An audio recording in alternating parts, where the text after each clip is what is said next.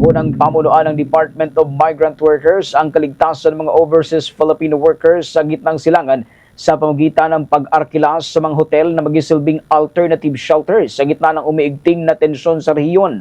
Sa pagdinig ng Senate Committee on Migrant Workers, kinumpirma ni Department of Migrant Workers Secretary Hans Leo Kakdak na mayroon na silang tinukoy ng mga accommodation facilities sa iba't ibang mga host countries. Layunin nito na madagdagan pa mga umiiral na government shelters at agad na mabigyan ng ligtas na matutuluyan ang mga Pilipinong posibleng maipit sa kaguluhan. Bilang pag-iingat at seguridad ng mga overseas Filipino workers, tumanggi naman si Kakdak na pangalanan ang mga nasabing hotel. Sumagot din ng kalihim sa pag-uusisa ni Committee Chairman Senador Raffy Tulfo hinggil sa pagkakaroon ng mga bomb shelters sa mga nasabing pasilidad.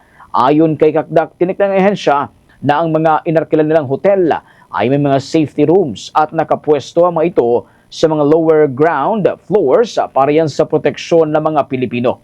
Dagdag pa ng ehensya, masusing pinag-aral ng ehensya ang posibleng target areas ng pag-atake sa rehiyon. Dahil dito nakatitiyak-ani ang pamahalaan na mga piniling hotel ay malayo sa panganib at sapat upang maibigay ang mga pangunahing pangangailangan ng mga apektadong overseas Filipino workers. Host countries po may sarili ding shelters. So, kasama po tayo sa pag-facilitate, pagbigay ng impormasyon kung saan pwedeng tumungo ang kababayan natin sa public shelters. In the case of Israel, yung nabanggit po kanina sa video, may residential shelters po sila, bomb shelters.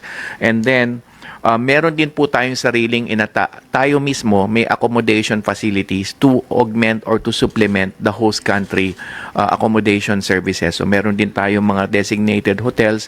Doon din natin tinatakbo yung mga kababayan natin na otherwise hindi makapunta sa host government shelters. Bahagi yan ng pagtitiyak ni Department of Migrant Workers Secretary Hans Leo Kakdak. For the most trusted source of news and information, visit our website at www.bomboradio.com. Follow us on Bombo Radio mobile app, Facebook, YouTube, TikTok, and X, formerly Twitter. Like, share, and stay connected. Anytime, anywhere.